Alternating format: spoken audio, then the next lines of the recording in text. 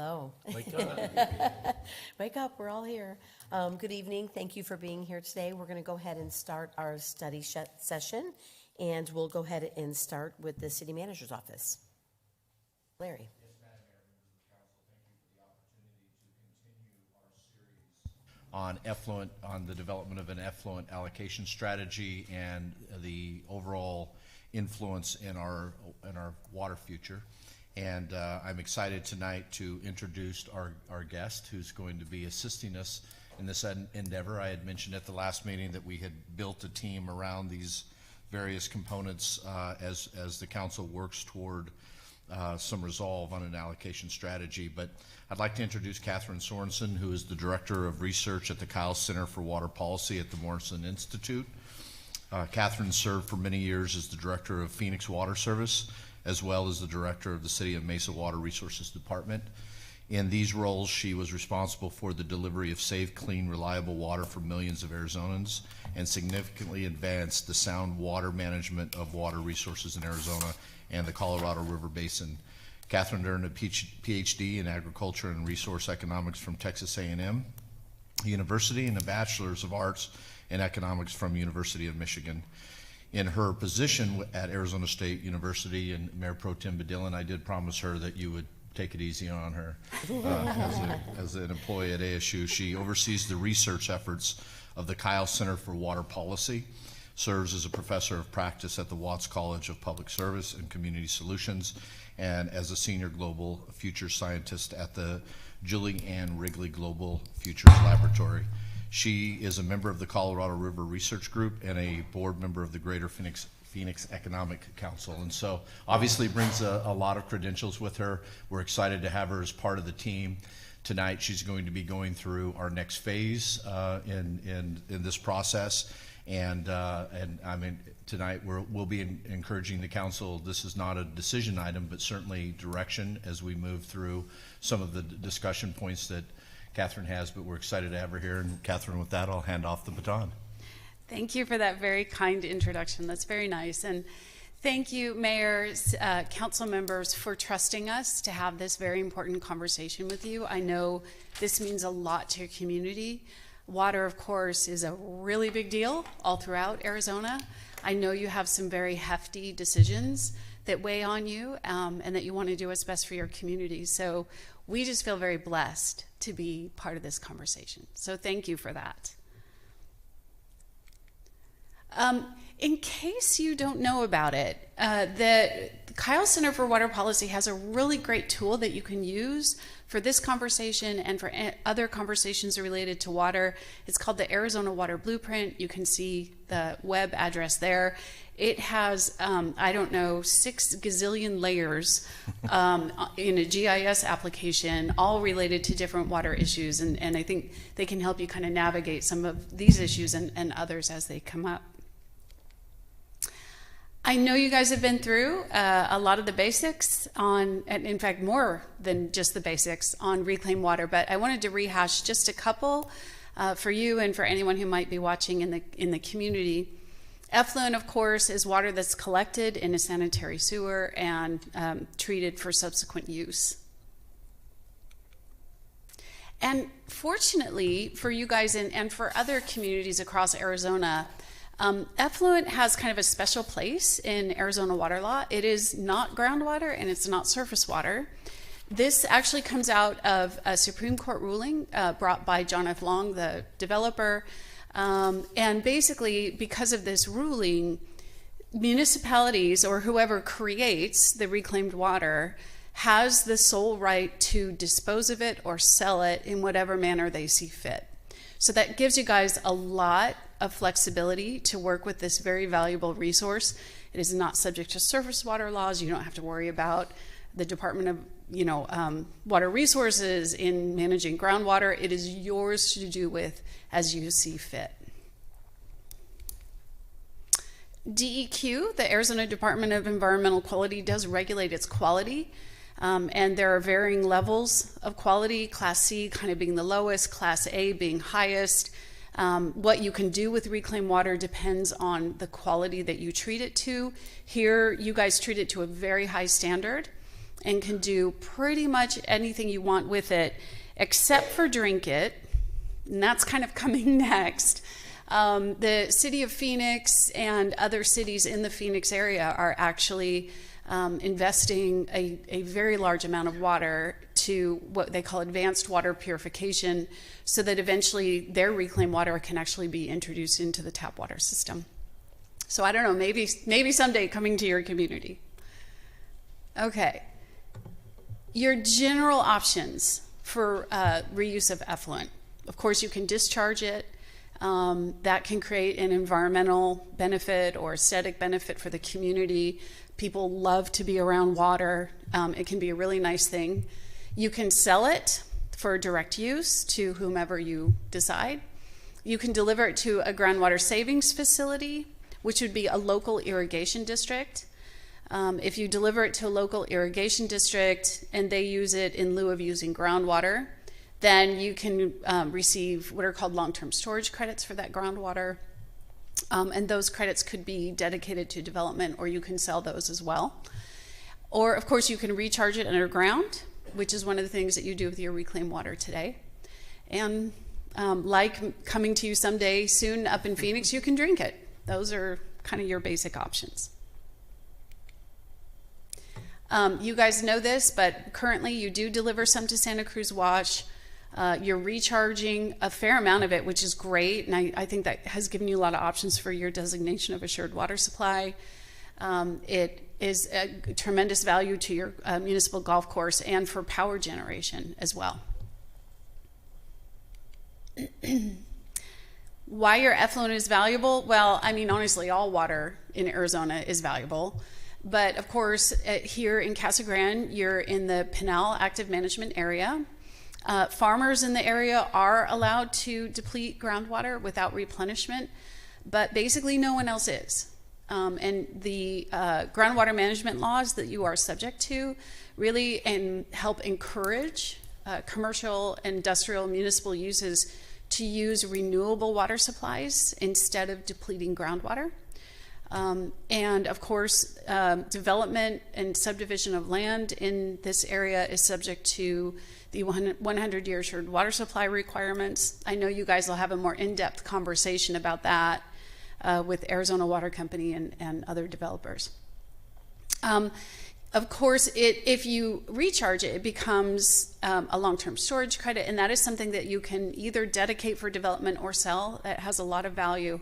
But I think probably one of the most important reasons why your effluent is so valuable right now is that the Department of Water Resources, it's been almost 3 years ago now, came out with a new model of the groundwater here in the Pinal Active Management Area.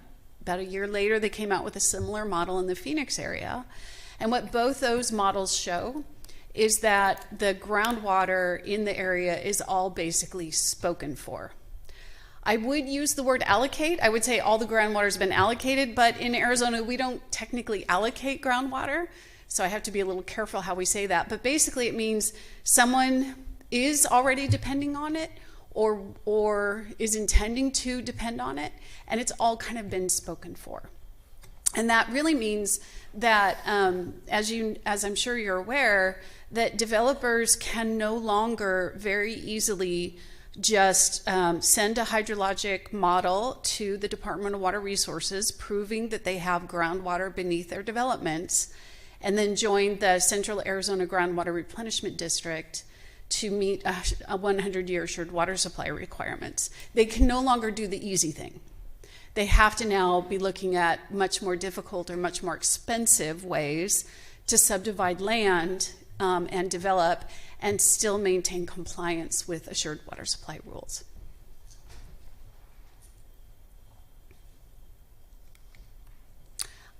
This is from the Arizona Water Blueprint. Just for folks online or anyone who might be paying attention to this conversation, I tried to overlay the boundaries of the local municipal water providers, which in your case is largely Arizona Water Company, and then you have kind of your own municipal water boundaries a little bit to the west of where we are right here. But this kind of matches up the municipal water supply boundaries with the political boundaries.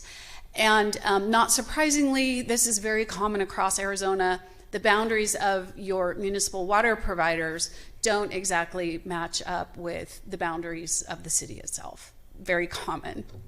And so I know you guys have a lot of conversations about where development takes place within or outside all of these different kinds of boundaries and what that means to your community. So regardless of what kind of strategy this council decides to go with, there are just some general considerations that are probably common to all of the strategies that you might pursue. Of course, you guys have the I would say, unenviable task of trying to decide to what degree you want to realize immediate economic and environmental and quality of life benefit for your community today, and to what degree do you want to leave open opportunities for future generations. And that's a really difficult thing to weigh, right? Because there is merit in both, and there are real trade-offs and consequences involved in those decisions, particularly when it comes to water.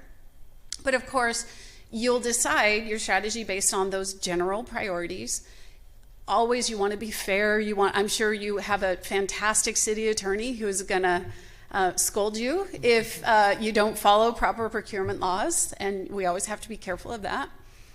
And transparency. Of course, it's important to have a very open public dialogue. This is really important to the community, as you know. So these are the types of priorities that city councils generally think about when they think about allocating water.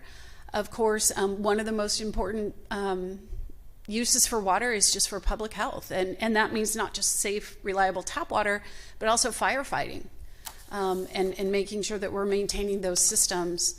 And you know, one of the nice things about using reclaimed water is that to the extent you use it, you're offsetting non-renewable groundwater supplies, which are very precious here in Pinal County. Environmental protection, public amenities, but housing developments. As I mentioned when I talked about the new assured water supply challenges, it is much more difficult for developers to get those certificates and designations now. And but that's important to your community. Affordability is an issue. You know, we of course want to make sure that people are able to realize, you know, the American dream. So dedicating reclaimed water to that effort is also really important. And then of course, industries bring jobs, and who doesn't want a job, right? So that's really important as well. Okay, I'm just gonna throw out some ideas. And I'm hoping you guys interrupt me frequently or as necessary, because this is really your time. There's, of course, many different ways that you can allocate your reclaimed water. And I think that trying to figure out who should get water and why, and under what conditions and at what price is probably one of the most important conversations that we can have as a community in Arizona. So no pressure. Okay, first come, first serve. And I will tell you that historically has been how a lot of water in Arizona has been allocated: surface water, groundwater, and reclaimed water. A great example of that is that, you know, back in the 60s and 70s, the reclaimed water that was generated in central Arizona, they just were letting it run down the river. They really didn't know what to do with it. Along comes the Palo Verde Nuclear Generating Station, and they say, hey, we can use this in our cooling towers. Well, there wasn't a lot of public debate about, well, should we do that, should we not do that? It was like, no one else wants this. You're here first. We're going to give it to you, right? So it's a very valid method of allocation, and it does have some real benefits. You can realize immediate revenue. Like, people get here and say, yes, I want this water and I'm willing to pay today. That can be a real boost for city coffers. You can meet immediate development needs, and it's relatively easy to administer, right? If you're here first, you get it. But the big disadvantage to that is that you might foreclose opportunities that come at a later time. So if a microchip factory which brings a lot of jobs, comes to your community at a later period of time and says, hey, you know, we want to locate here, and we need some water, you might have already allocated all the water that would have otherwise been available for that development. Maybe that development never arises, right? That's the difficult part of deciding whether this is a good way to allocate, but it's a consideration. The other thing is, and this actually happened with my example of Palo Verde Nuclear Generating Station, is at the time that water was sold really cheap, right? And it wasn't, I don't know, maybe 10 years later that the city started figuring out, oh my goodness, you know, I could have sold that water for a lot more money. So those are really tough things to weigh. The other way that you could think about it would be to kind of go with a first come, first serve type of allocation, but set aside specific amounts for specific sectors or purposes.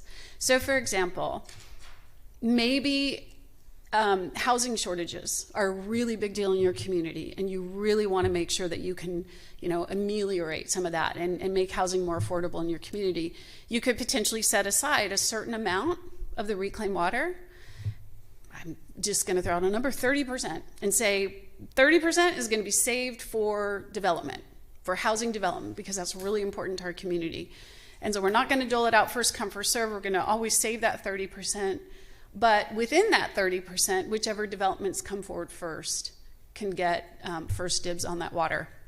We're going to set aside 40% for industrial uses because we want jobs, et cetera. And this, I think, is kind of a nice middle ground, because you are prioritizing the developments and job creation and other values in your community that are most important to the people that you serve.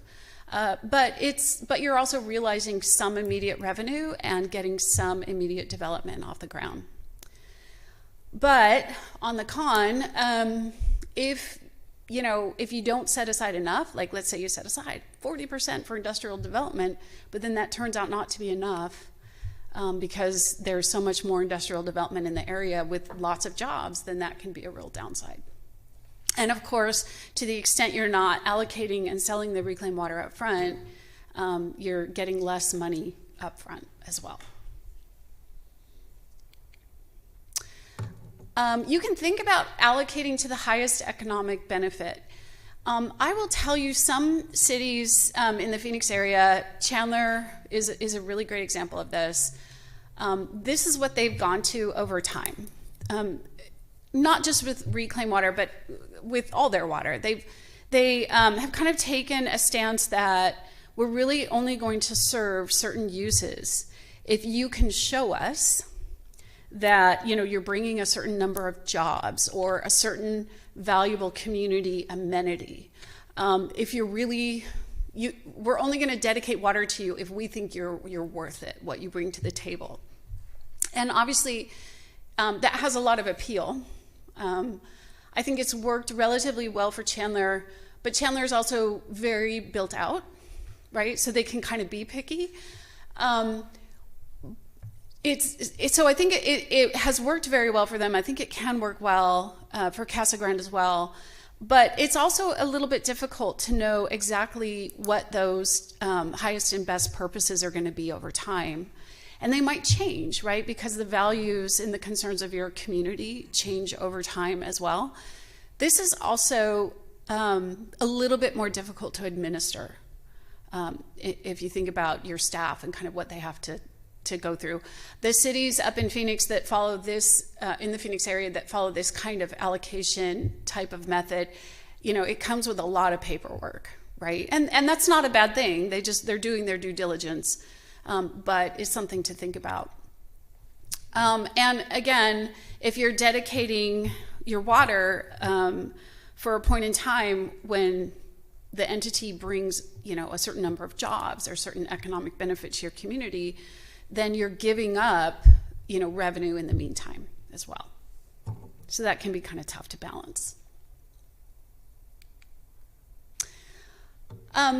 You could think about allocating over time. And what I mean by that is you could take a set period of time, and again, just throwing out numbers, you could say, okay, for the next 20 years, we're only going to allocate half of our reclaimed water. And we're going to do that intentionally because we think that, you know, in the future it might be more valuable, or we don't know what the concerns or values of future stakeholders might be. It does keep your options open, right? And it does give the freedom for future councils, right, to decide that maybe they value something different than you value today. But I will tell you, this can be problematic for a lot of reasons. One is, of course, you're potentially giving up some immediate revenue, but also the developers that want to build subdivisions, and certainly Arizona Water Company, who owns the municipal water service territory, they prefer longer contracts for reclaimed water because it gives them that certainty. And certainty is really important for investment, right? So you'll probably get a fair amount of pushback on that, but it's something to keep in mind as well.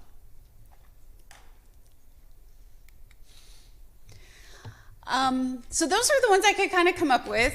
You could take, mix and match any of those, or come up with something entirely different.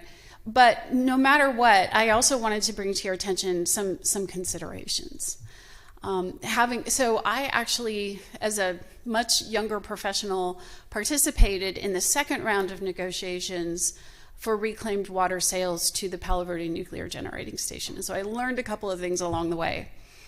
But one of the mistakes that we had kind of made in the very first contract with Palo Verde is there really wasn't much of an escalator on the price, and there really wasn't a way to kind of reopen the contract as conditions changed materially.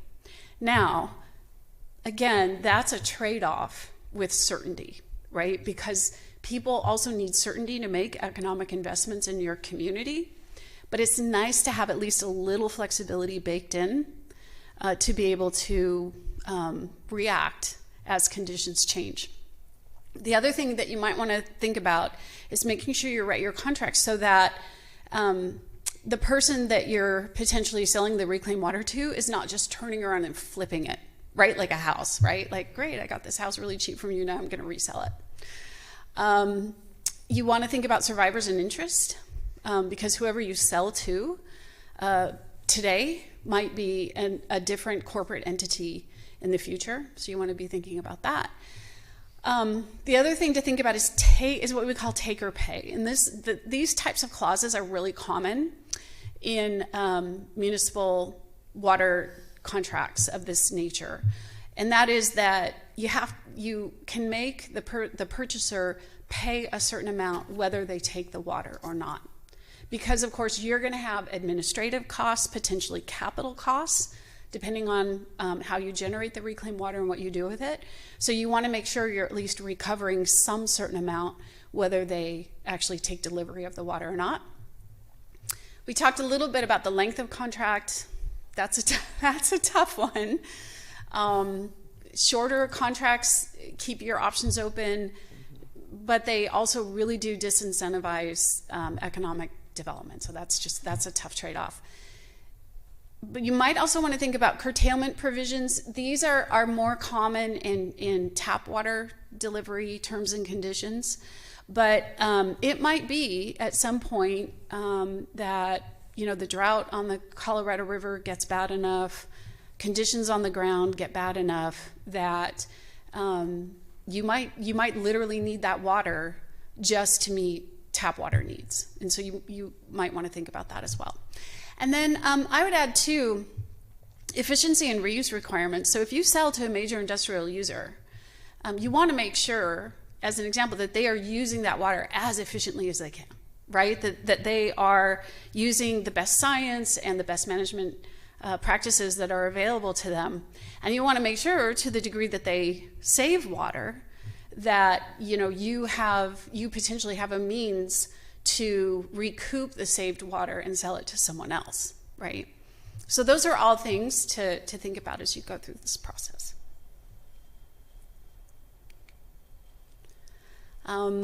So yeah, you guys are kind of in the catbird seat, which is kind of fun, right? Like it's really valuable. Guess you could say that, right? It's really valuable. You can do whatever you want with it. But a lot. This is a heavy responsibility. There's a lot of things to think through here. And that's all I have. I'm happy to answer whatever questions you have as you talk this through. Thank you, Catherine. Thank you. Wow, that was very helpful.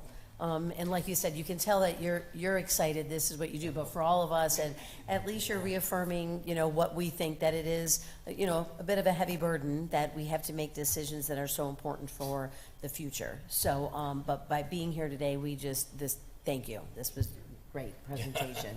So, is there any questions or comments from anyone? Yeah, sure. I got Sure, one go quick ahead. question. How, right now in the state and all the different areas, cities and everything, how is the effluent being valued? Is it being valued on the location, on the higher demand, Yeah. or is it on the open market? Yes. Yes, yeah, that's right. I knew this question would come up. It's really, so water is so inherently local, right? And so much of how you deliver and make use of water depends on the infrastructure. That is particularly true for reclaimed water, right? Because you need to have the sewer system in place, the treatment plant, and then pipes to deliver it where it needs to go. Oftentimes that's with gravity, but sometimes with lift stations, right? So depending on your system, it is very capital intensive. And so since it is so location dependent, it just depends. It just depends. And boy, So we couldn't really look at like Chandler and say, this is what they're charging, this is what they're getting up there, this is what we demand down here, kind of deal. It'd be Well, more location to location. I think you ought to look at all of it, right? Because at least it gives you a range of, what you see at the low end, which given the volumes probably is Palo Verde Nuclear Generating Station. That being said, I haven't looked in a long time, so take that with a grain of salt. But, typically larger volume users pay less for reclaimed water, right? Typically, not always. So, but you want this to see the whole range. In some places, hey, if it's your only option and you need the water, it's going to go for much, much more. Central Arizona project water, so Colorado River water delivered through the CEP, I think is going for something like $400 an acre foot, $450. I can't remember off the top of my head. Sounds right. But I could make 10 arguments for why reclaimed water should be less and 10 arguments for why it should be more, right? Okay. Yeah, it's a tough one. Thank you. Yeah. And I should also add, it also depends on, the price is going to depend on whether you sell it directly through a pipeline to a major user, or whether you recharge it, create the long-term storage credits, and then sell the long-term storage credits. Those are probably going to be two different prices as well. Okay. Yeah. Well, thank you. Yeah. Other questions, comments? Sure, Matt. I've got a couple.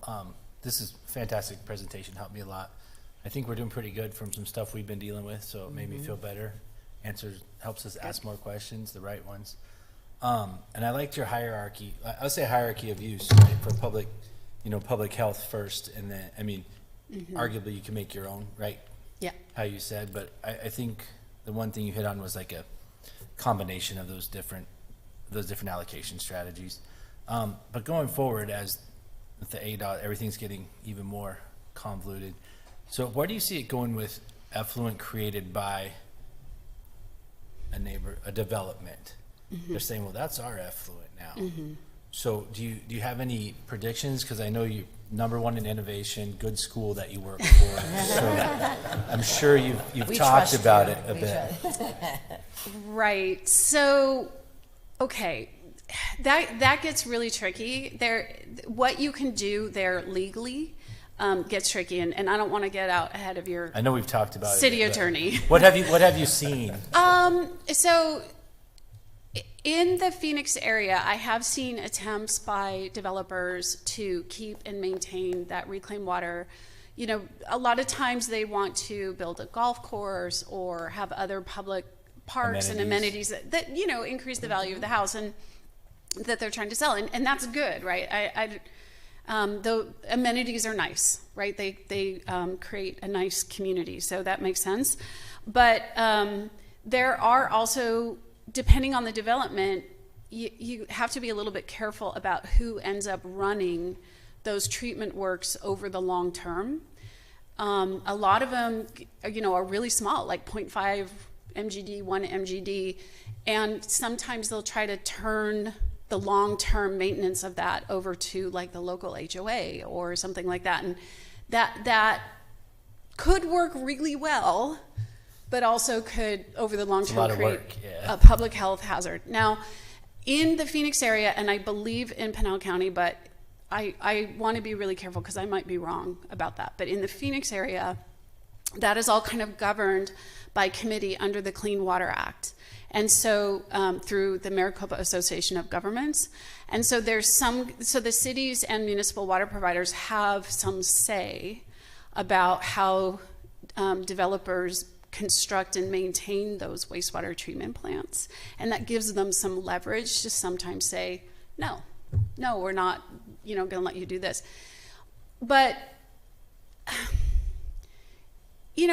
a lot of times developers want that reclaimed water because it does create an amenity for the community. And I mean, that's a nice thing. So I think the biggest thing I got is using effluent to prevent using groundwater, right? Is kind of one of the best, because it hits public health, it hits the groundwater, it hits the ecology. So moving on from that, another thing, you use Chandler as an example for, and I'm thinking like, so if this big company comes in, if a nuclear power plant comes into Casa Grande, which no one's looking at it, by the way, or like a data center, or someone that wants a lot of effluent water. Yeah. Is it outside the realm for them to say, hey, I want to buy your effluent and I'll buy it, and also I'll give you a park and is that how they do it in Chandler? Is that kind of what you're talking about? Or is it more like we're going to use it for this and create this many jobs? Or is it just blatant like, well...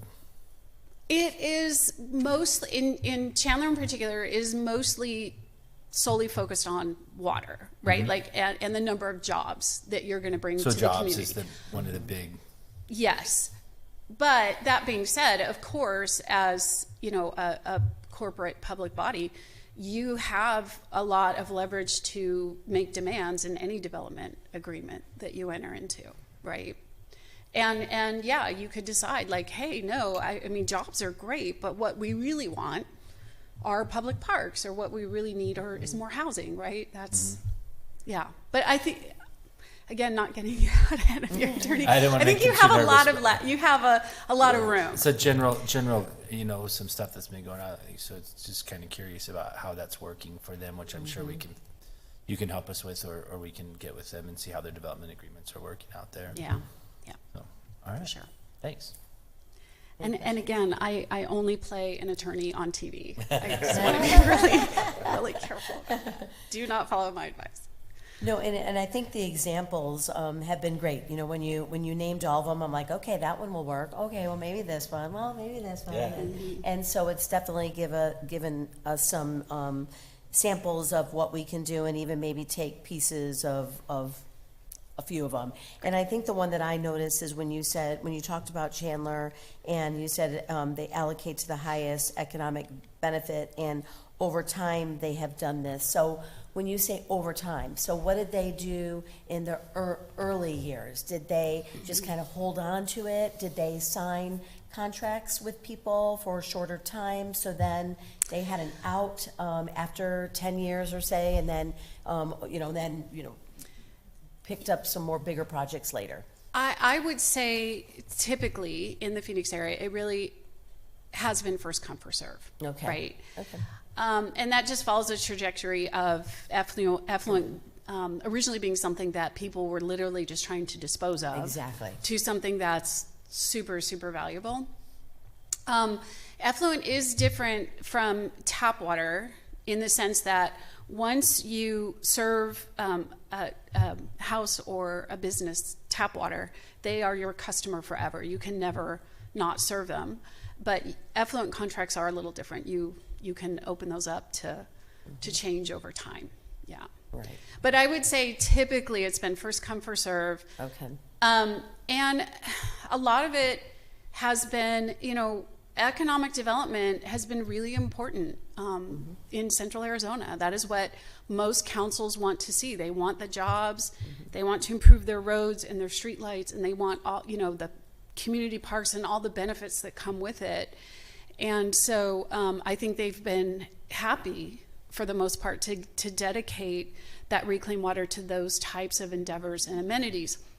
That really only has started to change, I would say, in the last 5 to 10 years, where people are kind of taking a look at this and going like, wow, that things are getting really tight on the Colorado River. The groundwater's all allocated. This has a much bigger value than we had maybe realized. Right. Yeah. And that's what we're seeing too. And, we get from so many different people, well, you don't want to give it to them, and you don't want to give it to them. And, so that's why we're trying to put together this strategy, an allocation strategy. Yeah. And of course you want to be careful because, and I'm sure you guys are aware of this, but cities always have to be careful to treat customers who are roughly in the same circumstance with roughly the same terms and conditions, or else you kind of open yourselves up to, Right. some trouble, right? So, yeah. Yes. Okay, any other questions? No questions, Larry, so do you have? Mayor, I do have one question. Sure. Really related to recharge and the earning of long-term storage credits. A lot of the items that you talked about this evening, Catherine, we're filling today, and there's a lot of similarities in Casa Grande. But as I step away from an allocation of effluent and just consider effluent in general, how important is a recharge philosophy and/or a strategy for recharging any available effluent that may not be reused or sold or allocated? So I'm glad you asked that because, I talked about capital costs and how capital intensive these endeavors can be. It's really, really expensive to build a pipeline, right? And to do a direct delivery. Recharging reclaimed water can be one of the less expensive and most flexible means to make use of the reclaimed water. Not that recharge facilities are cheap, they're certainly not, but they tend to be less expensive than transmission systems and pipelines. And once you create that long-term storage credit, it is fully fungible, right? You can sell it wherever you want to sell it. And so it does create a lot of flexibility. But of course, the other thing to think about is that the only way that an industry or housing development can make use of a long-term storage credit is by dedicating it to their certificate of assured water supply, which is great, but pumping it out of a well, right? It physically, it's a piece of paper, but it is something you pump out of a well. And you might have customers that need direct deliveries, right? That for whatever reason can't or don't want to depend on pumping a well. So that would be, but no, it's a really, really flexible way to make use of your reclaimed water. Okay. Mayor and Council, I bring that up for a couple of reasons. Number one, I wanted Catherine's opinion on that. But ultimately, as you all know, we have an area of hydrologic impact to our recharge facility today. And so essentially, in order to obtain those long-term storage credits, we would need to have a recovery well within that hydrological impact area, which again will very likely, as we continue down this path, begin to drive some of the discussions about whether or not we should be piping it to other locations and recharge in other locations to achieve maximum use. But again, for another day, but just making sure that we're trying to provide sufficient information to you as we're moving through these decisions. I believe that they can make use of the long-term storage credits outside of that area of hydrologic impact, but there's just some disadvantages to doing so, right? So it might affect the price and other things, Okay, anything else then from us, Larry? And or no, Mayor, Okay. Certainly if the council is leaning anywhere, if you have any thoughts, I know tonight we've provided you with a lot of information. Ultimately, I just share that in the context that at our next study session, we're going to have Arizona Water Company here to begin to talk about the new program, the Alternative Designation of Assured Water Supply, known as ADAS. Again, we thought that that would be important for the council to understand what the expectations of that program are going to be, and what I think the reliance on effluent is. It's going to drive some of that. Yeah, right. And so they will be here at our next study session to make that presentation. And then ultimately from there, the next step is really begin to try to dial in the council's preference on the allocation method that we would like to begin to study, and perhaps even begin to model for the council, for you to understand what might be allocated already, what is ultimately available as we put them into each of those buckets, if you will, for lack of better words. So. I have a quick question. You talked about other cities. Do a large number of cities have these strategies put in place? That's a really good question. About reclaimed water in particular, not that I am aware of. Okay. But that doesn't mean no. At the example I used for Chandler of allocating to the highest economic benefit, that is what they use for their tap water. A lot of their reclaimed water originally went to Intel, right? And a lot of the cities in the Phoenix area decided to build purple pipe systems, or what they're called, right? It's a distribution system separate from tap water, so you can deliver the reclaimed water to parks and schools and things like that. Okay. So they will have, and when you do that, it literally becomes like a separate utility, right? And they will have rates that are, particular to those utilities. Okay. And those, just kind of depending on the circumstance. Right. A couple of cities don't have those. Phoenix is one. Phoenix does not have a purple pipe system because most of their reclaimed water goes to the nuclear power station, and they intend to go to direct potable reuse. And the city of Mesa mostly exchanges their reclaimed water with the Gila River Indian community. Okay. So there's a whole bunch of strategies. Right, so many. But that's why it would be really good to get a really broad look at what the different prices are and kind of what other cities are doing. Excellent. But to my knowledge, and boy, but I could be wrong, I don't think that a lot of them have like a particular strategy. Right. They just have a reclaimed water utility, if that makes sense. Okay. And Madam Mayor, if I can just build on that, Catherine's absolutely right, at least from our research, very few have an allocation strategy. One of the uniquenesses in Casa Grande is many of the cities that we've referred to this evening are the water provider as well, right? Yeah. So they're ultimately, they're establishing a water policy with a heavy reliance on effluent. We find ourselves in a little bit of a different situation with a private water provider in our region, at least for some of the, for some of Casa Grande, the majority of the city limits. But I think that's what really drives the reason why they don't have one today. We may be blazing new ground here. Yes, exactly. You get to learn from everyone else's mistakes, which is kind of nice. No, but these examples were great. So thank you very much. As we move forward, it'll be very helpful. So my pleasure. Thank you again for including the Kyle Center for Water Policy. Thank you. Thank you. Okay, so I guess that's it with the study session. We'll go ahead and break until 7 o'clock.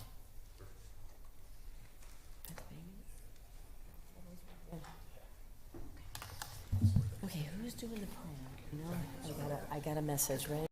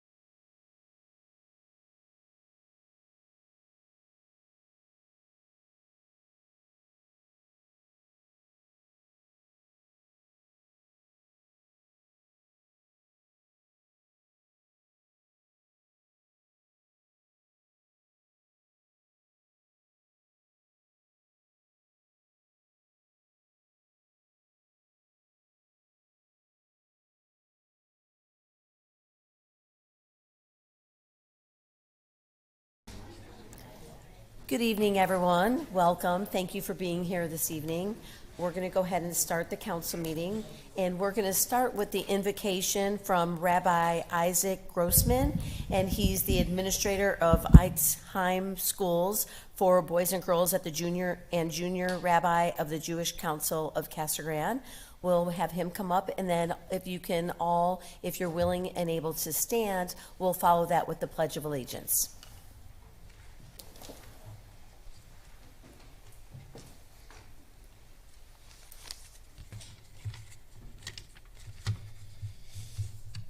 Honorable Mayor Lisa, esteemed legislators, and distinguished guests.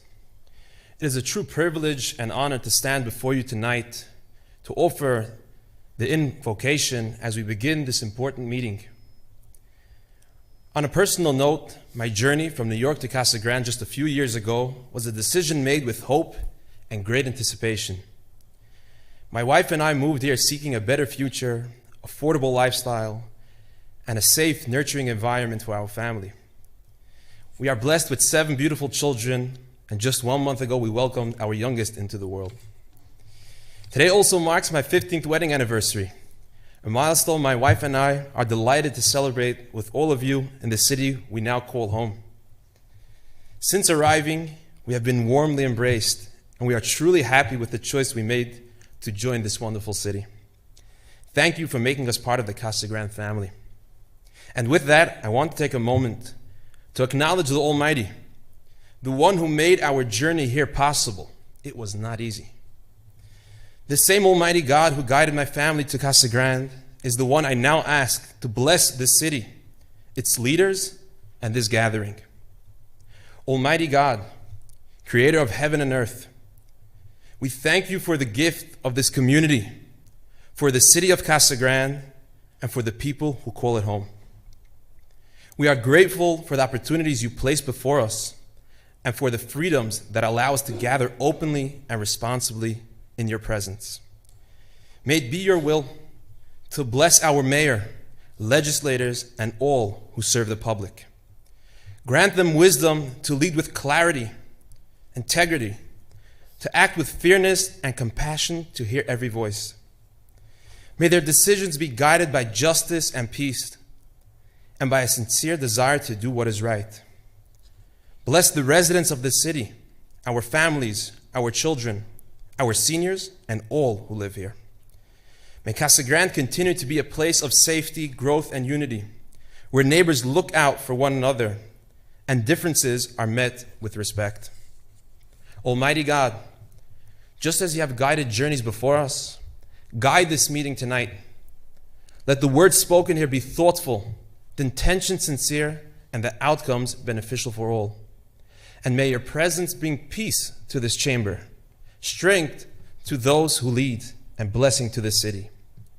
God bless Casa Grande, and God bless America. Amen. Amen. Mayor Fitzgibbons, may I have the floor for a moment? Last week I made an announcement about the passing of our friend John Ellsworth. Had a long history with the city of Casa Grande, our community. He was the elected Justice of the Peace of the area. He passed away at the end of December. I wanted to announce that his memorial service will be this Saturday at Crossroads Church on Florence Boulevard. It starts with a visitation and viewing at 11 o'clock, and the services will begin at noon. Everyone is welcome. Thank you. Please join me in the Pledge of Allegiance. I pledge Allegiance to the flag of the United States of America and to the republic for which it stands, one nation, under God, indivisible, with liberty and justice for all. Thank you, Rabbi. Thank you, Mayor Pro Tem Badillan, and thanks, Bob, for making that announcement. Okay, first item on the agenda are the minutes. Oh, sorry. Roll call, you're right. Adriana, if you can please accept for the record that all of the council is present. So noted. Now we're on to the minutes. Mayor Fitzgibbons, I move to accept for the the record the city council regular meeting of January 5th, 2026, and accept for the record the minutes for Arts and Culture Commission of December 2nd, 2025, and the Planning and Zoning Commission meeting of December 4th, 2025. Second. Okay, there's been a motion and a second. Is there any further discussion? Okay, if we can, all those in favor, please signify by saying aye. Aye. Any opposed? Okay, motion carries. Next are the claims. Mayor Fitzgibbons, I move that we approve the claims report for December 30th, 2025 through January 14th, 2026. Second. There's been a motion and a second. Is there any further discussion? Okay, all those in favor, please signify by saying aye. Aye. Any opposed? Okay, motion carries on the claims. The meeting agenda approval? Any changes to the meeting agenda? Madam Mayor, we have no proposed changes, but a reminder that we will be asking council to convene an executive session, so you may want to do your reports before we do so. Okay. Mayor Fitzgibbons, I move that we move reports ahead of the executive session on our agenda. Second. Okay, there's been a motion and a second. All those in favor, please signify by saying aye. Aye. Any opposed? Okay, special presentations. We have swearing in of new officers. Nice to have you all here today. So if you want to go ahead and come up, and I believe Adriana will get that started.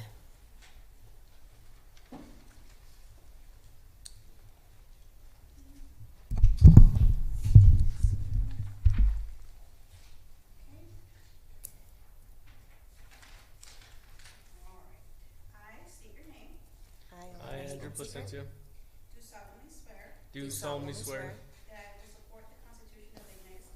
that I will support the Constitution of the United States and the laws of the state of Arizona, and laws of the state of Arizona, and I will bear true faith and allegiance and I will bear true faith and allegiance to the same, and defend them against all enemies, defend them against all enemies, foreign and domestic, and and that I will faithfully and impartially discharge the duties of a police officer according to the best of my ability, to the best of my ability. so help me God. So help me God.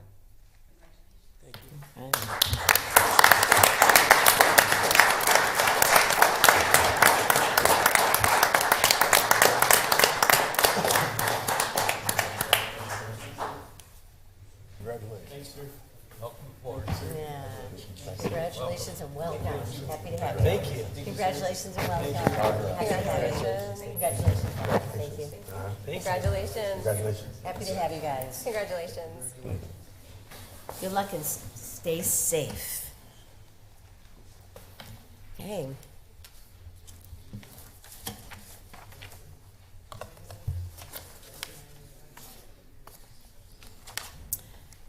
Okay, next on the agenda is the consent agenda.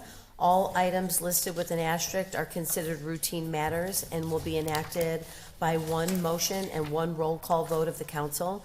There will be no separate discussion of these items unless a council member or a member of the public so requests, in which event the item will be removed from the consent agenda and considered in its normal sequence of the agenda.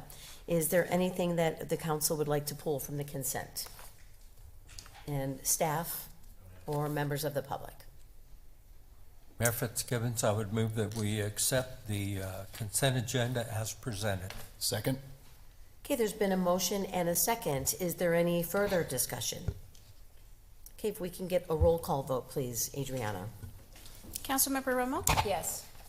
Councilmember Dugan? Yes. Councilmember Edwards? Yes. Councilmember Huddleston? Yes. Councilmember Herman? Yes. Mayor Pro Tem B. Dillon? Yes. Mayor Fitzgibbons? Yes. Motion carries. Okay, public comments. I have a few speaker cards, but I did want to read this to kind of tell you what we're doing during this part of the agenda. The Casa Grande City Council values citizens' input.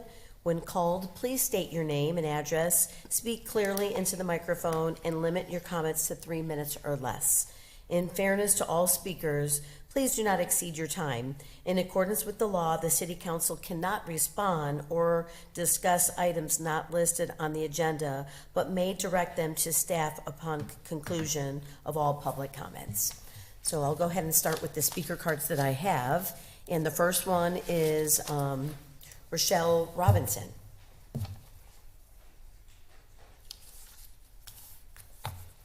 Thank you for coming, Rochelle, and I know you have here no address. So, can you pull the microphone towards you? There you go, perfect. Yeah, my name is Rochelle Robinson. I have no address right now. I'm homeless. But my point is, I live here in Casa Grande. I moved up here in 2011 from Maine.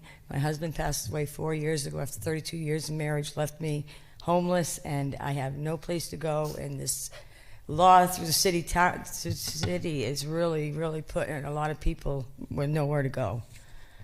You know, it's like Barbara's helped me out a little bit. She's been a blessing to me, actually. And other than that, Cara put me up for 30 days, and then they just cut it right off and expected me right back on the street again. And the only reason why I'm not is because of Barbara. And I just think something can be done. I mean, there's a lot of people out there like me, you know. Not everybody's a drunk or a druggie just because they're out on the street. There's other reasons we're out there, you know.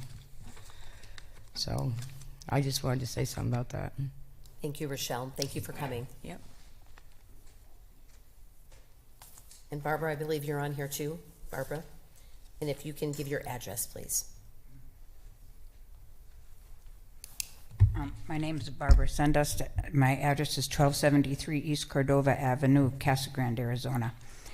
When I started coming to city council meetings, my plea was for a campground or something for the homeless and tent people. That need still exists. And when I see some of them at Laundry Love and ask them where they're going to spend the night after they do their laundry, it is finding a hiding place or walking around and sleeping wherever they can. So that need still exists. And I think it is the responsibility of the citizens of the city to help find a solution, since we exasperated the situation with an ordinance and no backup plan. Rochelle didn't say very much, but her story emphasizes the second need that we have for a shelter where people can stay longer than a month and maybe help pay with some of their Social Security or whatever, and get help finding an affordable apartment and a job, and help with maybe financial education, services, etc. The 1 month apartment help is just, it's not enough to find an apartment and a job, especially if you don't have a car. So you have to, and then when the month runs out, like Rochelle said, you have to hunt for people to help you pay at the CITE or wherever it is, and then you're back on the street, which means that you're moving and hiding again. And my last point is truly to find affordable apartments. So I did a Laundry Love thing. I know I only have a minute. I did a Laundry Love interview with some of my people and asked them to write their situations. So this is Dora, 71 years old. She's living in a small house. The roof is not in good condition. It's falling down in her room. She's afraid it's going to fall on her. I have a pipe broken in my kitchen sink, and I have to put a bucket under it and then just carry the water out of the house. So I also do not have a heater for her house or a cooler, and my toilet is not running too good, so I can use it too much. She says, I need affordable apartment. So, and then I have one other one that they don't have running water in their house, so they have to carry water for bathing and cleaning. So something that's affordable is just absolutely what we need. And $1,000 a month is not affordable housing if you're living on Social Security. So my last statement is it just seems like caring for orphans, widows, and poor pretty generally is a responsibility of everybody in religious society. It has nothing to do with your religion. Good timing, Barbara. You must have practiced at home. Thank you, Barbara. Thank you for coming. Okay, next is Jacob Petrosky. Hi there, Jacob, and if you can give your address, please. Yeah, I'm Jacob Petrosky, 194 South Amador Trail. Gave my name already. I've lived in Casa Grande since 2018. I want to begin by being very clear. I'm not anti-technology, I'm not anti-police, I'm not anti-government or anti-public safety. What I am here to speak about is mass warrantless surveillance and long-term consequences of deploying it without fully understanding how modern machine learning systems actually work. Across the United States, systems like this have already been used and the public, in ways the public was never promised. Nonviolent people being tracked without warrants, misuse by insiders, including officers spying on former partners, immigration enforcement far beyond original intent, false accusations of crime, and wrongful stops and arrests. These are not hypothetical risks, they're documented outcomes. Flock emphasizes that images are deleted after 30 days and that they do not sell customer data.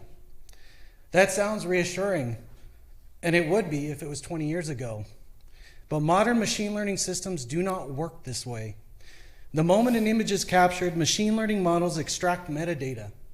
Not just license patterns, but race, age, sex, body type, weight, clothing, passengers, movement patterns, and associations. That information is inferred automatically. Once it's extracted, deleting the image does not undo what the computer has learned. The contract, the use of what it calls anonymized data, doesn't really work in 2026. Anonymization does not mean safety.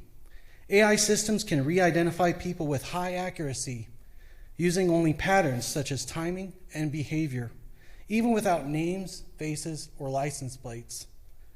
The police chief has publicly described this technology as a game changer. It is. Warrantless access to the movements of every resident is a game changer.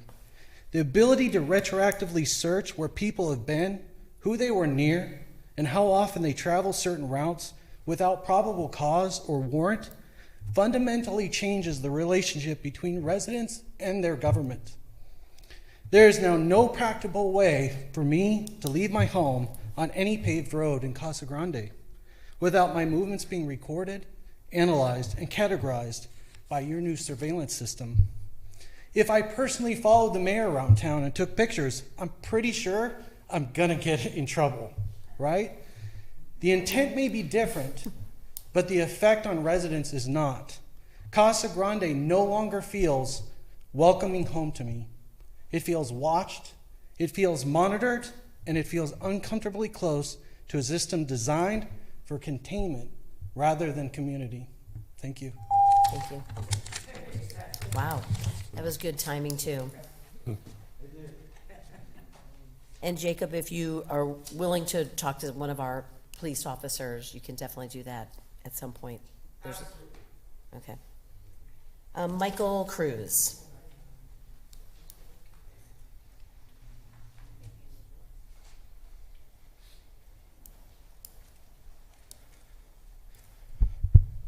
Thank you, Mayor Fitzgibbons, members of the council, Mike Cruz, Lucid Motors. My personal residence is 1113 East 9th Street here in Casa Grande. Like the others, I'd never plan or rehearse. I tend to do better on the fly, so here we go. I actually come here today on behalf of Lucid Motors and the Lucid family just to say thank you. Thank you for standing strong and firm when our community was challenged by our outside organizations, testing not just the resilience of all of you, but also the resilience of this community. And what I'm referring to is the worker power movement to stop Lucid Motors' potential expansion here in Casa Grande. At Lucid, we're focused on delivering not only the world-class, most efficient EVs and most beautiful EVs in the world, but also our people. And the idea of the outside influence trying to impact our way of life here in Casa Grande was disheartening, not just to me, but many others. And I believe firmly that by you standing strong and the community coming together, it allowed us to be able to send a message that this type of behavior will not be tolerated in Casa Grande. And we're happy to hear that the worker power movement dropped the referendum request and decided to let your vote and the vote of this community be represented in that vote being prevailed. We're very thankful for the opportunity to be able to do business in this great city. We're thankful for the opportunity to engage this community in many aspects in the way we engage as part of our community engagement plans and also our government affairs plans. Lastly, I just want to say thank you to the community who stood beside us. There's not many people I've come across in Casa Grande that have no connection to Lucid, whether it's a friend, family member working there, a neighbor, someone that they know, someone that they trust. We're all impacted by the employers in this community. It's important that we stand lock and step with them side by side to support them, because they're the ones that provide us the opportunities and the quality of life we all deserve. And on behalf of Lucid Motors, we're very thankful for that. We appreciate your work and concern throughout the entire ordeal, and we stand here very appreciative as we get ready to continue our manufacturing and our ongoing growth as we lead to Q4 production for the introduction of our midsize, which is our third vehicle in the Lucid lineup. So on behalf of Lucid, thank you to this community. Thank you to you all. We appreciate all the support. And more importantly, I think this whole ordeal is a reflection of how close we are as citizens, as residents, as neighbors, that during times of need and during times of adversity, we come together as one to do what's most important. That's to uplift the voice and the interest of the people of this great community. So thank you very much. We appreciate it, and Happy New Year. 3 in a row. Thank you. Okay, Jeff Lavenger. I thought Mike was going to give me a minute when he looked like he was going to finish early, but I'm Jeff Lavender, 1212 East Clearview Drive, and high school superintendent, Mayor Fitzgibbon, council members, and 7 proud graduates of Casa Grande Union High School. We are. I'm here tonight to talk about our CG Wins event that Mike and I are in the process of planning for our community. We've had some excellent things happen to some of our community members recently. A couple weeks ago, you saw Kenny Salinas, who's going to find out on February 5th if he's the NFL Fan of the Year, our president of the food bank. Lucid is helping sponsor a pep rally for him, in which they have graciously agreed to donate 5,000 meals to the food bank for us. We'll be recognizing Kenny at the pep rally. We're also going to be doing a clinic for middle school students 4 through 8. The Arizona Cardinals are going to sponsor. Thank you to Anthony for helping us get the sponsorship from the Cardinals. We're going to have some players out there as well. Also at the pep rally, we're going to be recognizing Jesus Ramos, our new world champion boxer. He'll be there with his belt.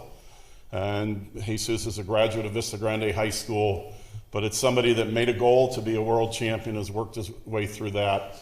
And so we'll be recognizing him. We'll be recognizing Kayla Tacker, who was just recently named Arizona Cardinals Girls Flag Football Player of the Year. Casa Grande is unique, and Angel Flores was the Boys Player of the Year in 2021.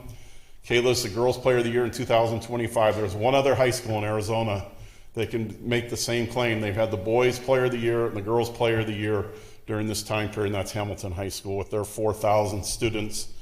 And so we're an elite company with our athletes here getting Player of the Year. So we'll be recognizing Caleb, we'll be recognizing Sawyer Barth, who his story of losing his father in 4th grade, beating leukemia, applied for a scholarship that 36,000 people applied for, and one of 2,000 accepted for a full ride to Duke University, and $450,000 scholarship. Also, our cheer squad has earned a berth into the national championship from Casa Grande Union. We'll be recognizing them as well. The theme of this pep rally is Casa Grande Wins.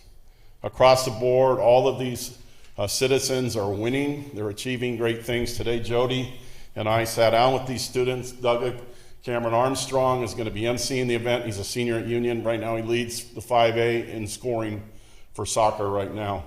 Our students, our community continue to excel. We're excited to have Lucid as a partner in this, and we hope all of you can join us on Friday, January 30th.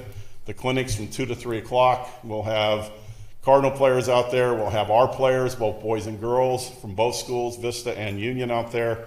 And then the pep rally will from 3 to 3:30. And so let's all come out and celebrate as Casa Grande continues to win. Thank you. Thank you, Jeff. Is there anyone else that would like to address the council? Now's the time. Okay, we'll go ahead and close the public comments.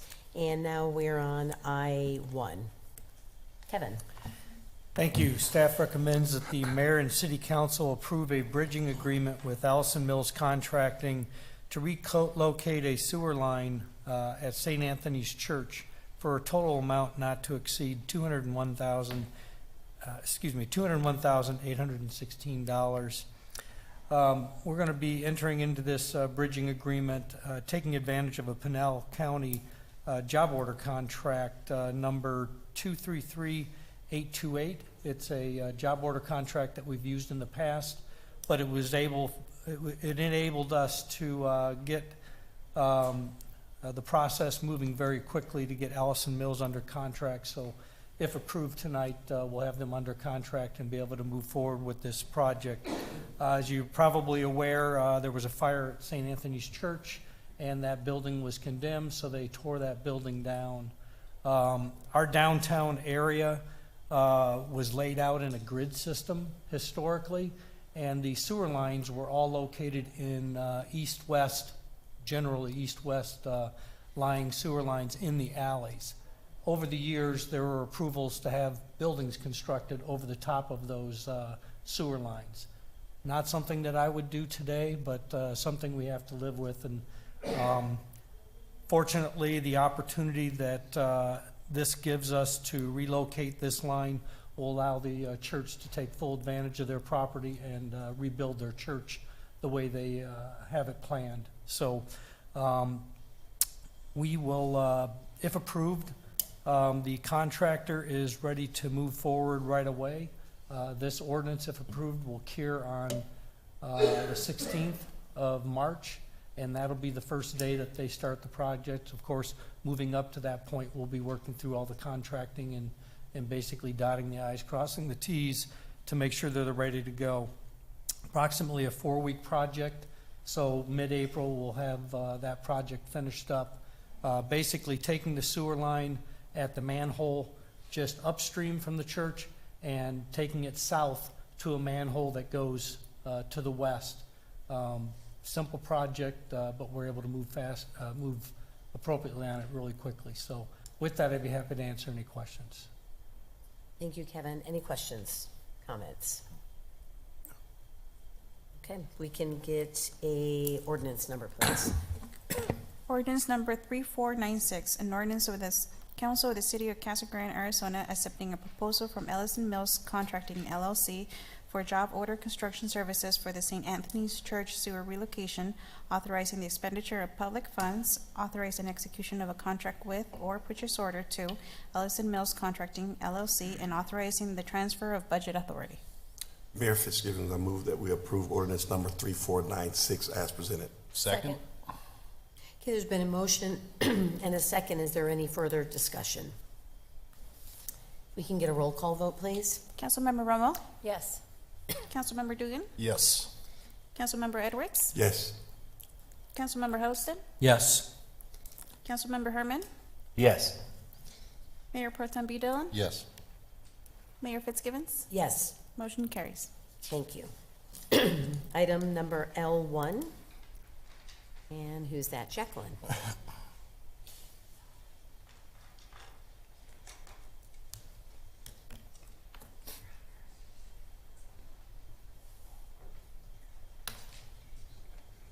And James.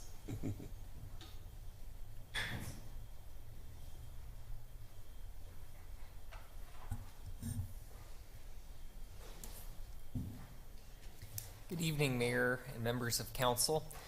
This item in front of you is a zone change request for property located near the southeast corner of Bisnaga and Pinal. The applicant owns just under 9 acres of land. 2.5 acres is currently zoned B1, which is our neighborhood services zone, and the remaining acreage is zoned urban ranch. The request is to change this property from those 2 zone districts to the B4 Community Services Zone District. Here's another angle of the property where Pinal Avenue, which is predominantly to the west of this site, is shown towards the bottom. But as you might be familiar with this site, the most current use was Rockworks, but before that it was Greens and Things. As you can tell, this site has had a history of different uses that involve landscape supply, greenhouse type uses, which is not appropriate in its current zoning districts of B1 and Urban Ranch, but would be appropriate in the B4 zone district. B4 is known colloquially as a heavy commercial type zone district. It does allow some very light industrial type uses as well.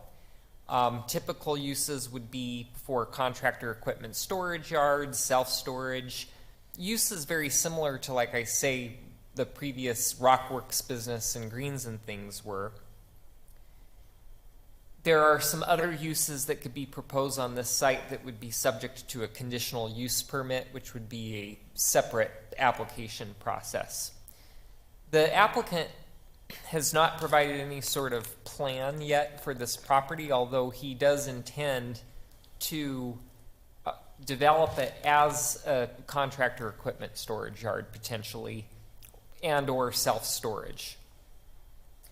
When reviewing zone changes, these are the criteria that have to be followed, and the staff report goes into these in greater detail.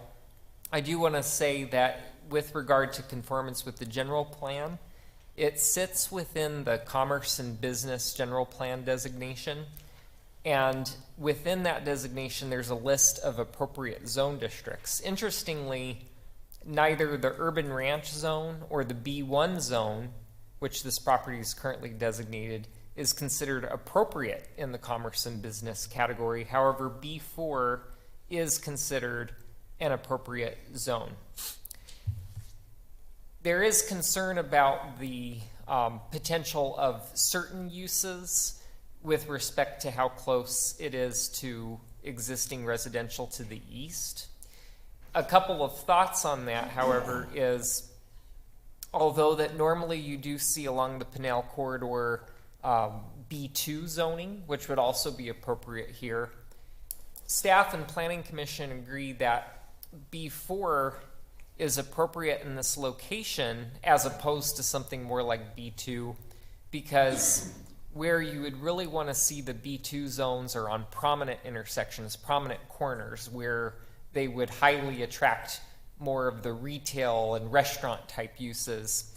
And given the fact that to the east of the site is Urban Ranch zoned property, you have lots that are well over an acre in some cases, or at least in 1.25 acres minimum.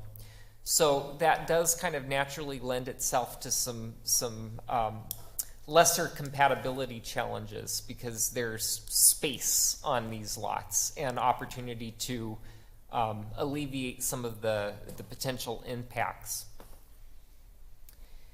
Another concern or just interesting thing to point out about this site is that if you notice, the parcel boundary on the south basically consumes the Santa Cruz Wash.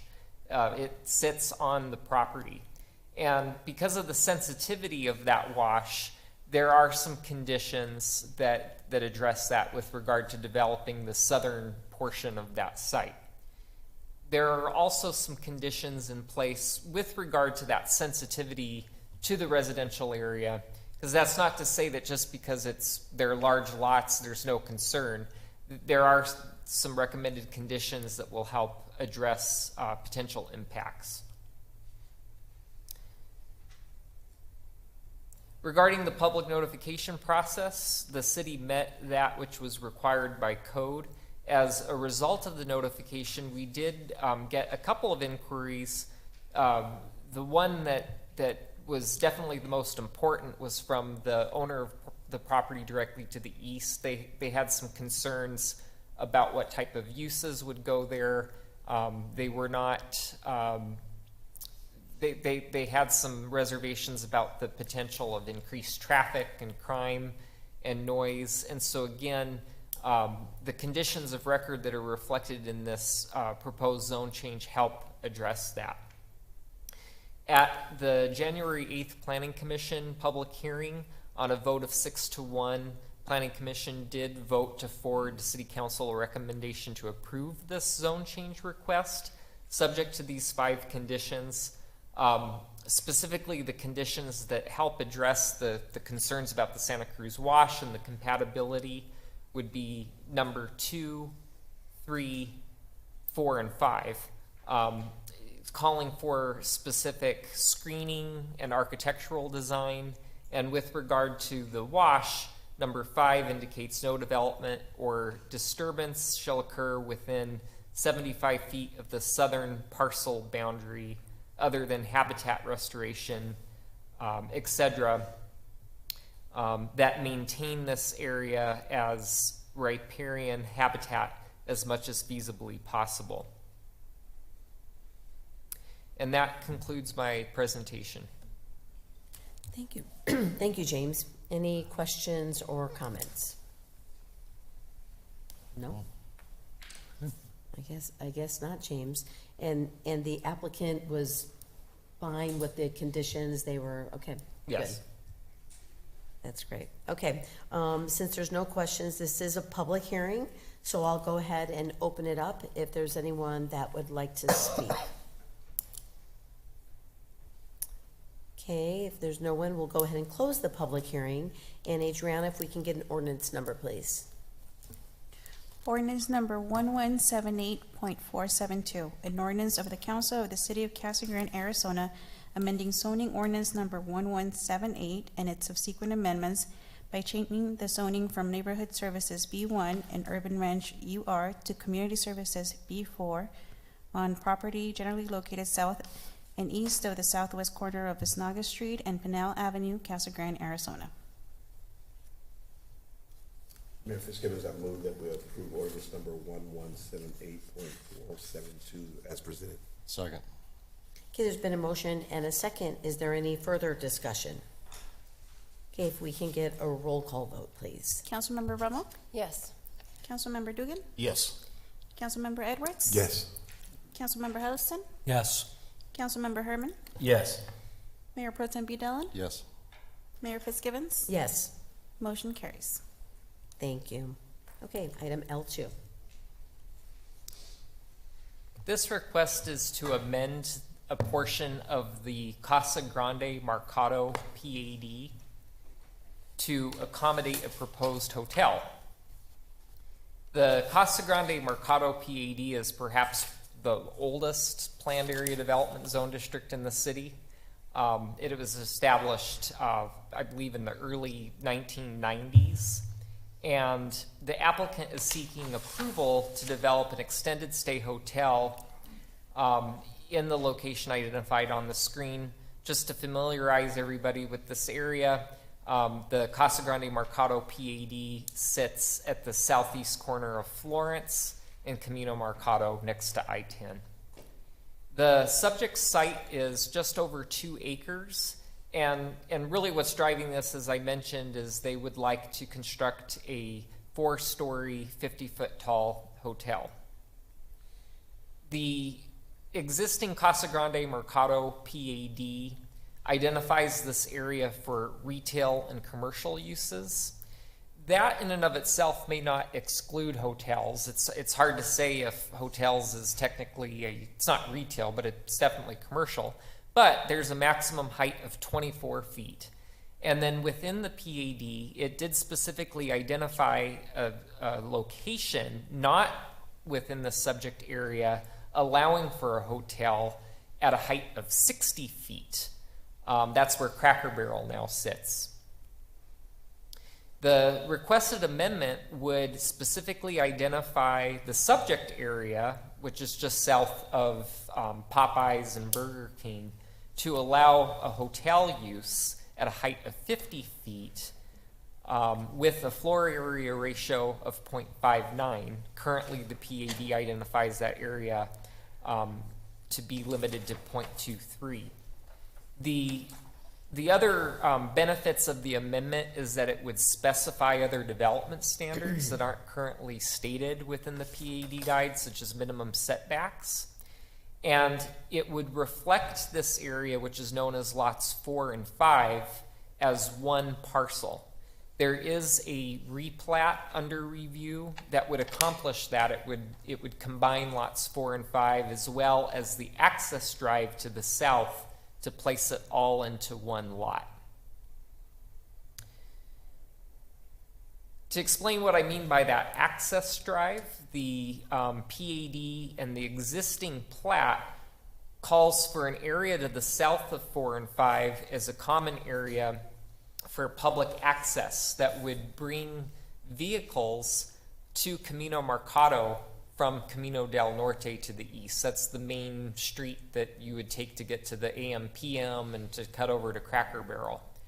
The replat does combine this area into one lot, but does preserve that strip as a public access easement for vehicular pedestrian travel as well as for utilities.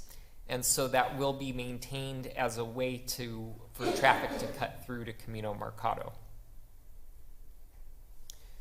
When reviewing amendments to PADs, these are the criteria that have to be addressed. The staff report gets into these in greater detail. I do want to say that staff and Planning Commission did find the request to be in conformance with the general plan designation for this property, which is Community Corridor.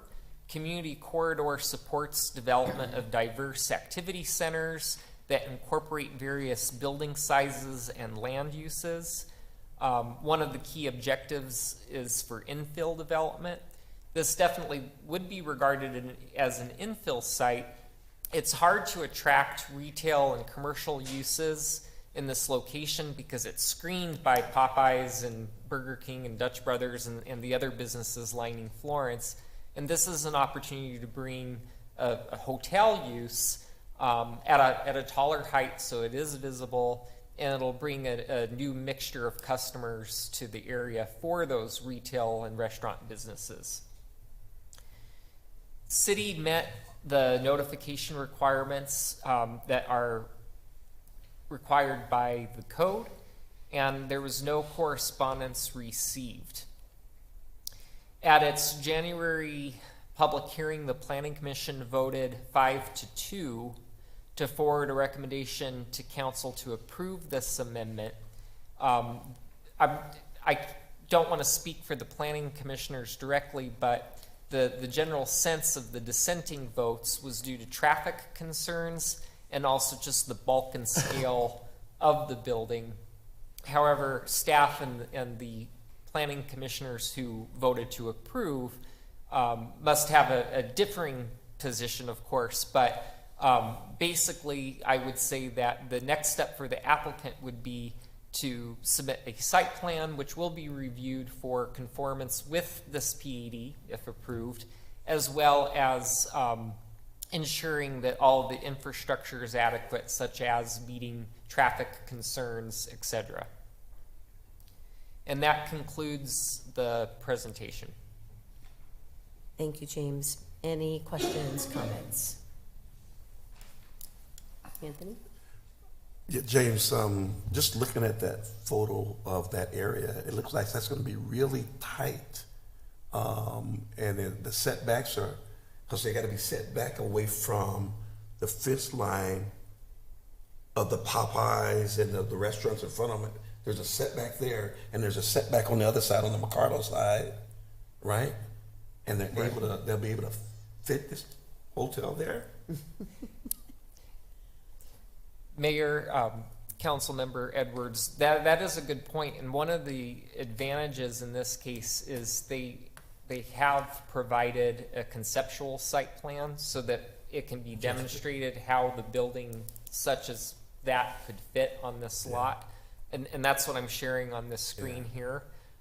It does appear like it would be a pretty tight site, but they are demonstrating that by placing the hotel basically dead center. It not only does provide a fair setback to the north and to the south, but they are able to accommodate for the required parking and open space. But yeah, I agree with you. I always have a hard time sizing things when they're, especially when they're empty, and seeing what could fit in that spot. But the site plan is showing that it can fit. Go ahead. Yeah, a couple things come up with this. You know, I've talked to a few people. A couple people aren't exactly for it, but not hard against. You know, like, well. But one thing that helps me with the height is that right next to it, it was already kind of approved for that height, and the hotel's got to do that. You know, so that helps. There's no homes. The last time we did I remember doing a hotel, is that the homeowners were worried about people looking into their yards and whatnot, which I understand. So this doesn't have that issue. One thing that came up in the public, the Court of Public Comment, Facebook, was about having more restaurants instead of hotels. But one way to get more restaurants is to have more hotels and more people eating at restaurants. So that helps me get there as well. And then, but one thing people is, do we need more hotels? Well, I don't know. I'm not in the hotel business, and they are. So, they wouldn't get the money. They wouldn't do it. I don't think if they didn't think they were going to be successful. And this is a different product than what we have opening and stuff that we have already in town. On the other side of the freeway will be more of a Marriott dual branded concept, and this one will be a different type. So, and visible from the. So yeah, I think they've done a good job getting everything in there, and they'll have to do a traffic study, right, with their thing. Correct. So we'll know if that's going to fly or not, right? That'll help with the concerns there, and then finishing that drive. So, the good outweighs the bad, I think, for me. So, anyway, just to address people's concerns, That's kind of where I'm going. And I forgot the most. I got this. I was in the tourism meeting this morning, and it's estimated by a company that's used by the tourism group to keep track of metrics of people that come through town, that we lost 160.8 thousand room nights last year because we don't have hotels here that people will stay at. So I think closer to the freeway might help that, but it's a 16.5% leakage rate, whatever that means, but it's on my thing. But I know what it means is that we're losing that many people to closer hotels in other cities. So another opportunity, to draw people to town and to get, to have them stay here, spend some money here, and find our city, just as we heard earlier. So, I think that's important to know, that we are losing room nights for lack of hotels. So, there we go. Thank you. So it's an extended stay? So who does that cater to specifically? Is it people that are just coming for like a couple nights, or, is that open to whoever, or how does that work in comparison to the other hotels that we have? So the applicant is an extended stay hotel, and they can speak to what their specific target customer is. However, from what I have heard from other extended stay applicants, is it's intended for a mixture of guests who aren't here just for a weekend, but they are either relocating here and they're waiting for their house to be completed, or they're contractually here. So they're staying here for a month, 2 months, too short to necessarily want to enter into a lease, but more complex if they were to try to find a night-by-night hotel. But you're right, that does raise some questions in terms of, well, what types of variety of guests could there be? But like I said, I believe the applicant is here and they could speak to that model and other places where they're located. And we'll bring, is the applicant Reagan? Is it Reagan? Okay, Reagan. Hold on, let me see if anyone has any other questions, and we can have you, any other questions? I just got one statement. I know that the city definitely needs more hotels. Every time we have a major event in Casa Grande, they sell out, or they're charging. They go, "Oh my God, I can't believe I just paid this much for a hotel room in Casa Grande." It was like, I could have stayed in Scottsdale for the same price, And so I definitely see the need for more hotels here in Casa Grande. Right. The extended stay, we've heard a lot of negative things about that, but at least this is in a better location. That's away from people's homes and stuff like that. So that's where I kind of stand. And it really is in a great location, and of course, the whole infill piece, that what else can you really, put there? And we definitely have a need, and what I liked about it too, the location, is it's in our transit service area, so someone that stays there can, call CG Link and go over to the mall, go down downtown or whatever. So it is a good location being right there off Florence Boulevard. So, okay, so this is a public hearing, and so we'll go ahead and open it up. And I do have Reagan Crotwell here, and I know it said that you were here just to support and not speak, but do you mind coming up and answering the question about the extended stay piece? Okay. And if you can give your address for us. Thank you. Good evening, everyone. Reagan Crotwell. My address is 2390 Tower Drive, Monroe, Louisiana, 71201 zip code.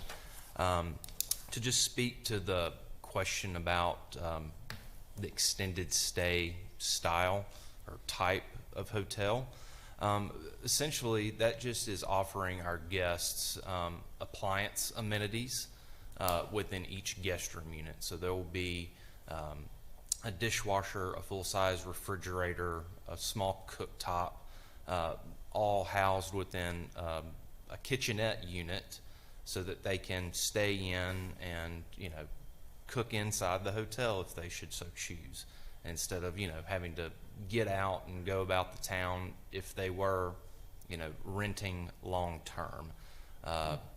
It's an amenity that caters well to that type guest, but then the room also is catered toward folks in the transient sector, coming in for just a few days at a time and then moving on out of town. So it's kind of an offering that's the best of both worlds that we find to be very successful in markets as such.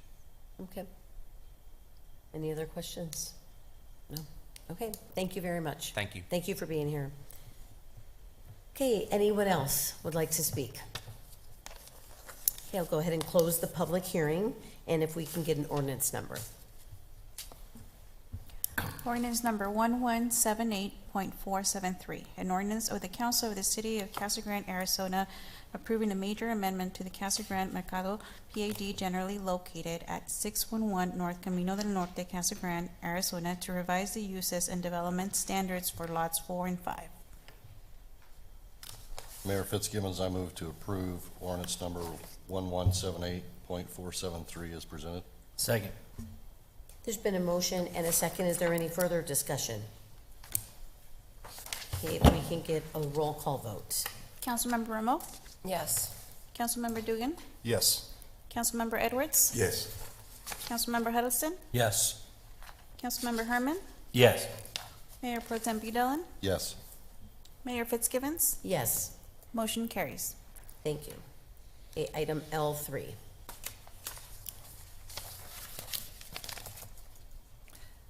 Good evening, Mayor and Council. This request is a zone change. The site is located at the southwest corner of Gila Bend Highway and Burris Road. The zone change request is from B4, Community Services, to I2, General Industrial, on approximately 23 acres. I did want to note, as noted in the RCA, this was rezoned to B4 along with the southern portion to I2 in 2016. This was done prior to the general plan update that was done in 2021 and the influx of industrial in this area. This zone change would allow the parcel to be uniformly zoned to I2, and that total parcel would be 150 acres. Here's the zone change review criteria covered in detail in the staff report. I'll be going over the 2 highlighted items tonight. Regarding the first review criteria, that the action is consistent with the city's general plan, including the goals, policies, and other applicable elements. One of the goals in the manufacturing industry category is provide and expand this land use area to accommodate a variety of industries. And an action step is to identify locations where it would be beneficial to increase the manufacturing industry areas within the city. And another goal is to encourage appropriate and responsible industrial development in appropriate locations. And also, per the general plan, here are a list of appropriate land uses and appropriate zoning categories within manufacturing and industry. I do want to note that while B4 is an appropriate zoning category in this land use category, the owner would like the parcel to be uniformly zoned to make it more appealing to users.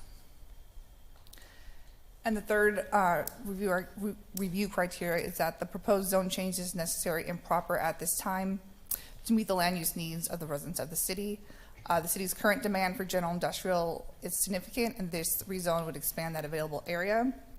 I did want to note at the Planning and Zoning Commission meeting, there were questions from the commissioners about the PAD zoning to the north of the site.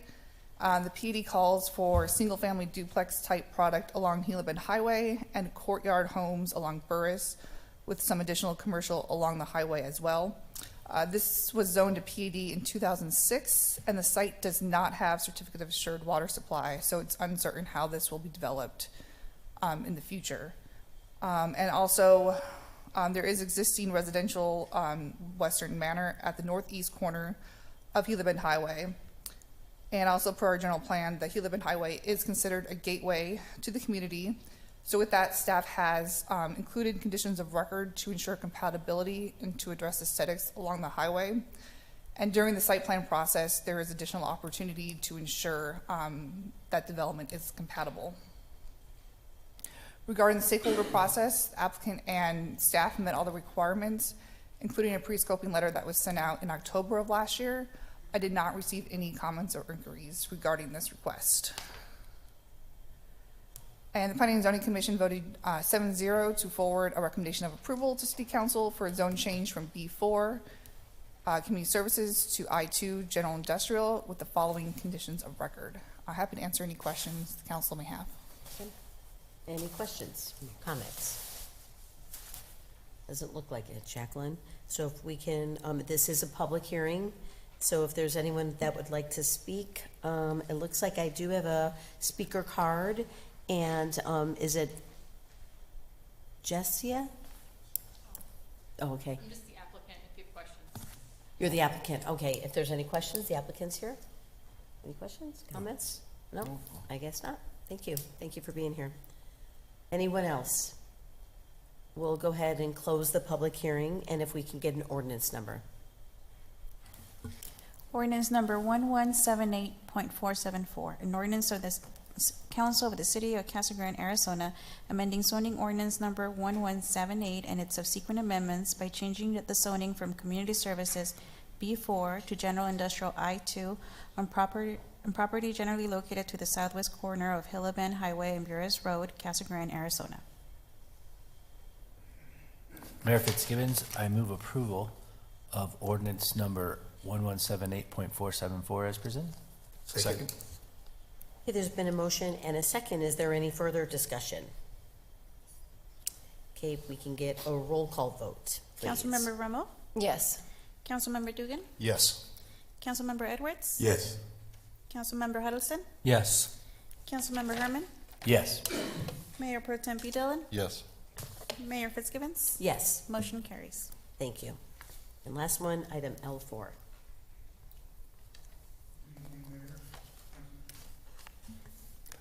Good evening. One more time. Good evening, Mayor, council members. Before you, I've got TSA 250118 for Marigold Crossing. This is a zoning amendment. So the request is, our applicant originally requested a zone change. Zone change is kind of a misnomer. Really what we're looking to do here is amend the conditions of record. So it is currently R3 with conditions of record. It will remain R3 with conditions of records. We're just looking to amend those. Planning and Zoning's recommendation to the council was to, originally it was to remove the conditions of records, but instead of removing them, we recommended that they amend them instead. And that is what Planning and Zoning forwarded to approve. And then these amendments are acceptable to planning staff, the applicant, and to the neighboring properties. Here's the proposed site. Is west of Pert, just south of Florence. Florence is north there, just past where the photo is cut off. So it is currently, like I said, zoned R3 with conditions of record. And the general plan designation is community corridor, which does support R3 development. So here is a conceptual site plan. They are proposing eventually to be a new senior living, 3 stories, an 81-unit building for senior living. So in 2015, when they originally went to develop this, they zoned it from, one part of it was PAD, part of it was Urban Ranch. They zoned it to R3, had the conditions. One of the major conditions was that it was to be used for units for individual sale, so condos. At that time, that development never realized, so that parcel has sat vacant and undeveloped until our applicant here, or the applicant here. The issue is that without cause, we cannot do condos for single unit sales. So it is currently undevelopable. So by removing or amending that, that one condition, this would allow that development to go forward. And as I said, it's currently R3 multifamily type housing product with conditions of record. It will remain that R3 multifamily. So that is not changing from what was originally designed to be there. Here are the amendments, changes that were made. These were also in the memo and the staff report. All the public hearing notifications that are required were met. We did have a comment at the Planning and Zoning Commission hearing where Jerry Warren, representing J. Warren Funeral Services, did express that they had no major objections to the development being proposed. They have been working with the applicant for agreeable conditions. So that having been met, their one concern is just having that fencing that separates this property from J. Warren Funeral Home, and respecting the type of business that goes on there and that customer clientele. So with that, Planning and Zoning Commission voted 7-0 to forward a recommendation to approve DSA 25-00118, request by Woda Cooper Development, Inc. for a zone change or a zone amendment for these properties. Like I said, it's going to be R3 with conditions of record to R3 conditions of record. Are there any questions? Any questions, comments? Sure. I think, yeah, this is a great infill project, and I'm glad the neighbors are good with it and everything, and it should be perfect, you know, because that land's been vacant forever. So, yeah. Yeah, it has Yeah. been. Like it'll fit well into that area too. Is it like a traditional multifamily, or is it all like more of like a senior facility where they're all inside, but they're individual rooms? You know what I mean? I mean, does it look like a regular apartment? Because the diagram looked If different. I understand, and the applicant is here tonight, but as I understand it, this will be 81 single units. Okay. So a traditional style of apartment. Okay. They're While all being, single unit, like one bedroom, I believe so, 1 and 2 bedroom. 1 and 2 bedroom. Okay, okay. How many units did you say? 81. 81, okay. Okay, any other questions, comments? Okay, so this is a public hearing. We'll go ahead and open the public hearing if there's anyone that would like to speak. Now's your chance. Okay, we'll close the public hearing. We'll let you off easy, no questions for the applicant here. So we'll go ahead and if we can get an ordinance number. Ordinance number 1178.370.1, an ordinance of the Council of the City of Casa Grande, Arizona, amending zoning ordinance number 1178 and its subsequent amendments by amending the conditions of record for the R3 zone for property located generally south of East Florence Boulevard, Casa Grande, Arizona. Mayor Fitzgibbons, I move that we approve ordinance number 1178.370.1 as presented. Second.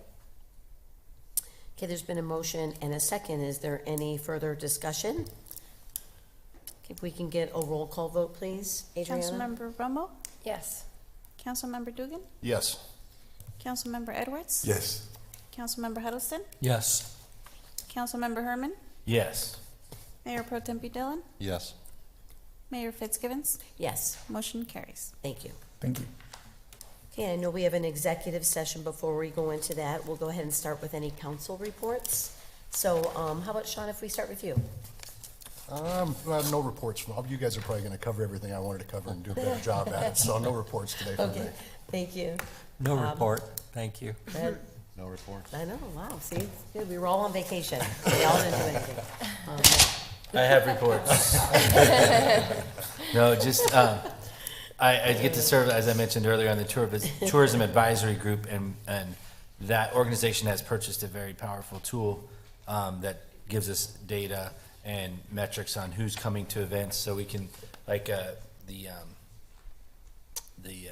Electric Light Parade, they did that. There's over 91,000 people came to see the Electric Light Parade. You know where they're from, how long they stayed, all that stuff. So that's where I was getting the information about the hotel nights. But that information is provided to the people that put on events, like the Copper Country Music Fest got one, Rotary Club Oktoberfest got one, so that way we can tell. And the tourism group takes that all together so that we can better target people to come and have better things. So it's pretty neat. So that's where we get that. So, and we're also talking about the Taco Fest coming up in March. So that'll be something to look out for, and I should tell you the date of that. March 21st at Dave White Park. So that's coming up. And then also got to attend the street fair this weekend. Very cool event, perfect weather, great car show, great turnout. The city helped get some of that stuff together, so we appreciate the city staff for getting people open down there. And of course, Main Street, who is in charge of that whole thing, Holly and her group, which is not a lot of people, but a lot of volunteers. And they were all down there, and it was just a great event as usual, and one of our most attended events in town. So good job to them, and the car show was awesome, and it was just a great time down there.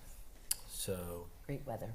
yeah, and then want to thank the Terry Emig and his friends with Biplanes did a flyover, perfect time for the national anthem. So that was great. And then also a group had wasn't really a fly-in, it was just a training for formation training at the airport, and I got a lot of great feedback from them about how helpful the airport manager was and how great the airport was and everything. So they were very happy. And some people got to see a lot of aerobatic formations and tricks this weekend. It was pretty cool. We saw one doing a loop, and yeah, it's pretty neat. So that's all I have. Thank you. I wanted to say thank you to Scott McEwen and the MLK committee. We had a wonderful day of service on the 19th, on Monday. Yesterday it was very, very successful. A lot of youth. We gave 250 boxes out to those that were in need in our community. We had service cleaning up the alleyways, Florence Boulevard, all the way back over to the old Votech building. Bishop. And so it was a wonderful event. A lot of people came out, and we look forward to number 5, which will be next year. Reminder, chamber dinner this coming Friday, 6 to 9 at the property. And I think you're going to hit on the other one. And so that's all I have. Thank you, Anthony. Should say that Anthony did a great job speaking yesterday, and he did a wonderful job at our Unity March. I think we had about 900 elementary students. We had Cactus Middle School, all of our students, which we have about 700 students. And then we had student groups from CGMS, from Villago, Choya, Cottonwood. We all started at Lencola, marched down to Parrott Park, where Anthony and the mayor spoke. They did a wonderful job, and Danny did a great job with the Parks Department. The police department did a wonderful job making sure our students were safe. We really appreciate that. And of course, Jeff Lavender, who started this, was a big support in the planning process too. And it was a great event that we just love to do, and we appreciate the support from the city with it. Thank you. I forgot to mention, thank you to the city. They helped us out a lot with a lot of things, even on the Unity March, Parks and Rec, Danny, as you mentioned, to all the help assisting us. We had a power outage that morning, and we was able to get the power back on before the MLK Day of Service started. because my music wouldn't work with no power. And so, but anyways, just want to thank the city and the APS as well, getting that power back on. Thank you, Anthony. And again, thank you to both of you for participating on both of those committees, both of them.